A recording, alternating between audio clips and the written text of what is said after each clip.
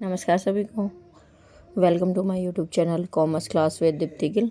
आज का हमारा टॉपिक रहेगा, फर्स्ट चैप्टर हमने कंप्लीट कर लिया था। आज अब हमारा सेकंड टॉपिक रहेगा मोस्ट इम्पोर्टेंट फाइनल अकाउंट्स का चैप्टर। और फाइनल अकाउंट्स के चैप्टर में हम थोड़ी इसका न्यूमेरिकल मोस्ट इम्पोर्टेंट होता है। तो न्यूमेरिकल के लिए हमारे पास ये डीके गोयल सैली गोयल की क्या है बुक है अकाउंटेंसी की। 11th में भी सेम है और बीकॉम फर्स्ट ईयर में भी ये टॉपिक सेम है। ठीक है, तो डेली के हम यहाँ से एक इलस्ट्रेशन करेंगे और थोड़ा न्यूमेरिकल करेंगे। और आज जो हमारा मेन फाइनल अकाउंट के अंदर प्रिपेयर होता है trading and profit and loss account, उनके परफॉर्मेंस हम डीपली करेंगे। ठीक है, फिर एक एक हिल स्टेशन करेंगे डेली। ठीक है, तो हमारे पास क्या है फाइनल स्टेटमेंट। फाइनल स्टेटमेंट क्या है? It refers to such statement which report the profitability and the financial position of the business at the end of accounting period। इसके लिए हमारे पास क्या है? दो बेसिक स्टेटमेंट है। इनकम स्टेटमेंट, इनकम स्टेटमेंट किसको बोलेंगे? Trading and profit and loss को। ये क्या करता है? रिजल्ट शो करता है एक किसके अंदर? ड्यूरिंग अकाउंटिंग ईयर के अंदर। वो क्या हो सकता है? 1 अप्रैल टू 31 मार्च भी हो सकता है और 1 जनवरी टू 31 दिसंबर भी हो सकता है। ठीक है, तो फर्स्ट है हमारे पास इनकम स्टेटमेंट और सेकंड है हमारे पास statement of financial position means balance sheet. ठीक है, ये इसकी डेफिनेशन दे रखी है। डेफिनेशन क्या है? According to John and Myer, ये हमें एज इट इज़ लिखनी होती है। The financial statement provide a summary of accounts of a business enterprise, the balance sheet reflecting the asset liabilities and capital as on certain date and the income statement showing the result of operations during a certain period. Objective क्या है? True and fair view of financial performance. किससे मिलेगा? Trading and profit and loss account से पता लगेगा कि हमारी जो बिजनेस है, हमारी जो फर्म है, वो प्रॉफिट में चल रही है या लॉस में चल रही है। सेकंड हमारे पास to present a true and fair view of financial position. ये किससे पता लगेगा? एसेट एंड लाइबिलिटीज से। और एसेट एंड लाइबिलिटीज से डीपली हम किसकी स्टडी करेंगे? बैलेंस शीट की स्टडी करेंगे। User of financial statement, user कौन हो सकते हैं? सेम हमने पीछे किया था, जैसे अकाउंटिंग के यूज़र थे वैसे ही हमारे पास क्या है? फाइनेंशियल स्टेटमेंट के यूज़र है। इंटरनल भी हो सकते हैं, एक्सटर्नल भी हो सकते हैं, जैसे मैनेजर है, इन्वेस्टर है, शॉर्ट टर्म क्रेडिटर है, लॉन्ग टर्म क्रेडिटर है, एम्प्लॉई है, ट्रेड यूनियन है, गवर्नमेंट है, टैक्स अथॉरिटी है एंड अदर यूजर्स अपने पास हो सकते हैं। तो फर्स्ट क्या है हमारे पास? ये इनकम स्टेटमेंट है। इनकम स्टेटमेंट में हमारा फर्स्ट पार्ट रहेगा किसका? Trading and profit and loss account का, जिससे हमें क्या पता लगेगा कि हमारे बिजनेस में क्या हो रहा है? ग्रोस प्रॉफिट हो रहा है या ग्रोस लॉस हो रहा है। सेकंड हमारे पास क्या है जिससे हमें पता लगेगा प्रॉफिट एंड लॉस? तो ये किससे सेकंड पार्ट को हम क्या बोलते हैं? Profit and loss account. और इससे नेट प्रॉफिट और नेट लॉस का पता लगेगा। जो ये इनकम स्टेटमेंट है, ये दोनों पार्ट है, ये एक साथ प्रिपेयर होते हैं। तो डीपली हम देखेंगे कि ट्रेडिंग अकाउंट में हमारे पास क्या क्या आइटम्स आती है। आगे जो आइटम आती जाएंगी ये सारी चीज़ें मैं आपको इसी में एक्सप्लेन कर दूंगी। तो फर्स्ट हम करते हैं, ये है हमारे पास format of trading account. Trading account की डेबिट में कौन सी आइटम्स आती हैं और क्रेडिट में कौन सी आइटम्स आती हैं। परफॉर्म में लेफ्ट साइड क्या होता है? हमारा डेबिट अकाउंट होता है और क्रेडिट साइड में क्या होता है हमारा? राइट साइड में क्या होता है? हमारा क्रेडिट होता है। सॉरी। तो फर्स्ट क्या है अपने पास? Opening stock. ओपनिंग स्टॉक क्या होता है? किसी भी साल के एंड में जो बिना बिका माल बच जाता है उसको क्या बोलते हैं? स्टॉक बोलते हैं। और जो पिछले साल का है, नेक्स्ट ईयर के स्टार्टिंग में जो आएगा, तो वो क्या बोलते हैं? ओपनिंग स्टॉक बोलते हैं। तो जो ओपनिंग स्टॉक होता है वो हमारा डेबिट में आता है और जो क्लोजिंग स्टॉक होता है हमारा वो क्रेडिट में आता है। टू परचेज, जितना हमने माल परचेज किया है, इसमें से परचेज रिटर्न जो परचेज कर लिया था लेकिन हमें हो सकता है ज़रूरत से ज़्यादा आ गया था या फिर कुछ डिफेक्टिव आइटम मिल गई, वो हमने परचेज करते टाइम बोल दिया था हम उसको वापस भी कर देंगे, तो वो लेस कर देंगे इसमें से परचेज रिटर्न या फिर रिटर्न आउटवर्ड। ठीक है, जितने भी जो डायरेक्ट एक्सपेंसेस होते हैं वो सारे किसके अंदर आते हैं? ट्रेडिंग अकाउंट के डेबिट साइड में आते हैं। अब ये कौन कौन से हो सकते हैं हमारे पास? To wages and salary, direct expenses, carriage inward, carriage on purchase. Carriage होता है जो माल रास्ते में है, कैराइज ऑन परचेज होता है जो हमने माल मंगवाया है उसके इंस्टॉलेशन के ऊपर खर्च आना। Gas fuel and power, freight and cartage, manufacturing expenses, productive expenses, factory expenses such as factory lighting, factory rent, dock charges होते हैं बंदरगाह के एक्सपेंसेस, और clearing charges, import duty, custom duty, royalty, cartage, या ये सारी आइटम्स किस में आती हैं, हमारे पास ट्रेडिंग अकाउंट के डेबिट में आती है। और क्रेडिट में क्या आती है, जैसे परचेज डेबिट में आता है तो सेल कहाँ जाता है, क्रेडिट में जाता है। यहाँ पे हमारे खर्चे होते हैं और यहाँ पे हमारी इनकम होती है। तो ऐसे ही जैसे परचेज में से परचेज रिटर्न लेस किया था, ऐसे ही सेल में से सेल रिटर्न लेस कर सकते हैं। जो भी हमने सेल किया है उसमें से कुछ माल हमारा वापस आ गया तो वो क्या आ जाएगा, सेल रिटर्न। और दूसरा नाम इसका क्या है, रिटर्न इनवर्ड। ठीक है, क्लोजिंग स्टॉक हमने लिख दिया।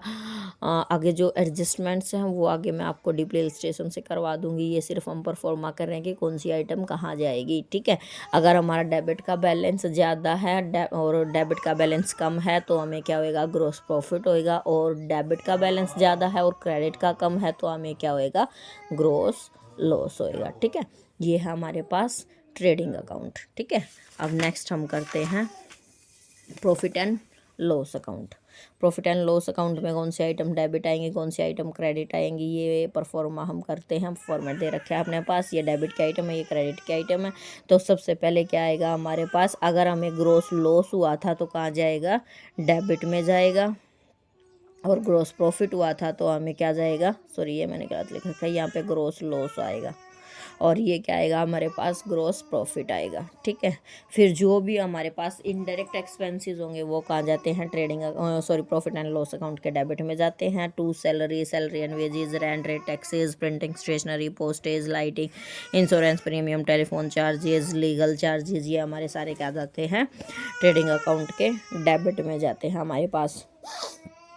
Audit expense, audit fee, travelling expenses, establishment expenses, trade expenses, general expenses, selling and distribution expenses, carriage outward, carriage on sale, ये सारे किस में जाते हैं, कैराइज इनवर्ड किस में था, पीएनएल ट्रेडिंग के डेबिट में, लेकिन कैराइज आउटवर्ड कहाँ पर है हमारे पास, ये पीएनएल के डेबिट में।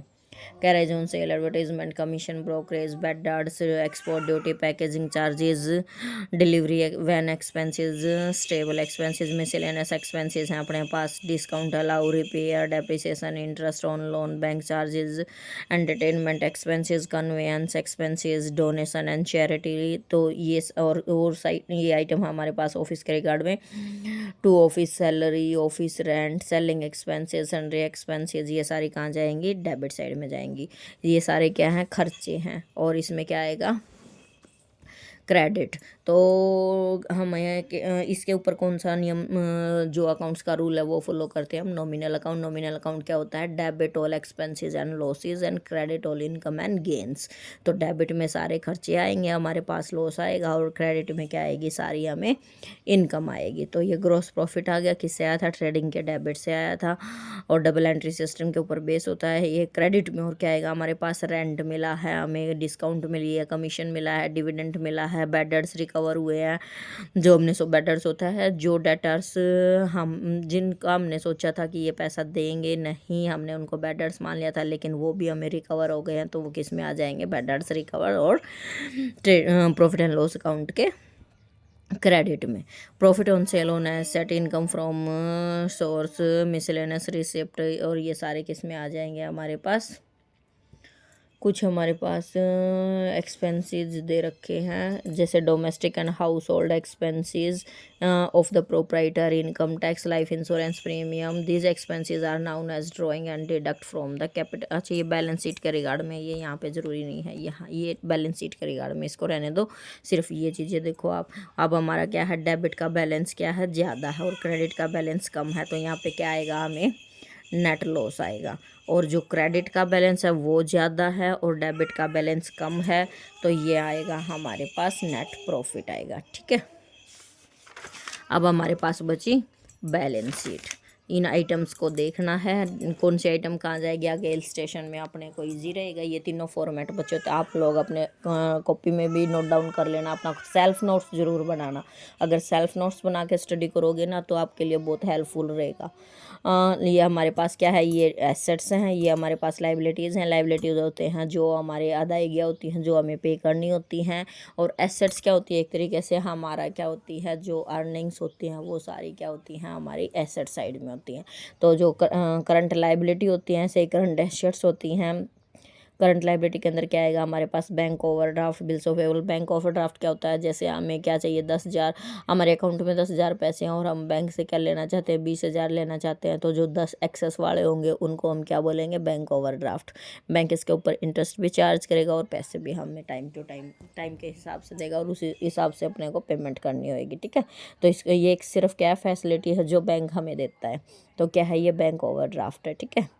Bills payables entry creditor outstanding expenses un income. फिर है हमारे पास non current assets, liability. Non current liability कौन सी होंगी हमारे पास, लॉन्ग टर्म लोन है, रिजर्व है, कैपिटल है। कैपिटल के अंदर क्या होता है हमारे पास, कैपिटल के अंदर नेट प्रॉफिट किससे आया था, P&L से आया था। नेट प्रॉफिट ऐड होता है, ड्राइंग लेस होती है। ड्राइंग क्या होती है, बिजनेस से अपने पर्सनल यूज के लिए जो पैसे हम निकाल लेते हैं उसको ड्राइंग बोलते हैं। ड्राइंग क्या होती है, कैपिटल में से लेस होती है। इनकम टैक्स हमें पे करना होता है, लेस होता है कैपिटल में से।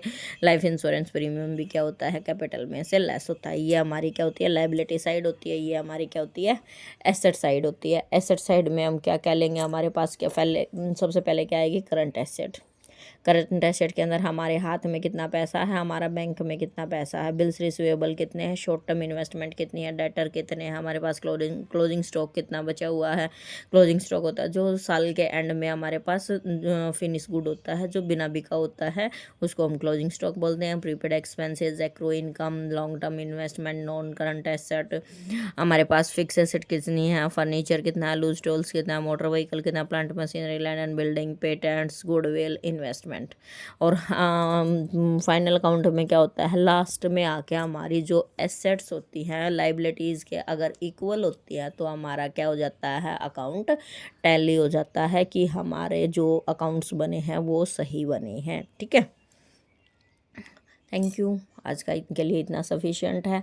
नेक्स्ट क्लास में हम क्या करेंगे, इलस्ट्रेशन स्टार्ट करेंगे किससे, जो हमारे पास ये हायर अकाउंटेंसी की बुक है बीकॉम फर्स्ट ईयर की, टीके गोयल की, राजेश गोयल की और सैली गोयल की। मैं फिर से बता दूं 11th के लिए भी ये सेम टॉपिक है फाइनल अकाउंट्स वाला और बीकॉम के लिए भी सेम है। और जो हमारे पास CET मेन कॉमर्स के पेपर होंगे उनमें भी हमारे पास जो अकाउंट्स का टॉपिक रहेगा वो सेम रहेगा। ये मोस्ट इम्पोर्टेंट चैप्टर है किसके लिए भी, हरियाणा सबऑर्डिनेट अकाउंट्स क्लर्क के लिए भी ये हमारे पास मोस्ट इम्पोर्टेंट टॉपिक है, ठीक है। Okay, thank you.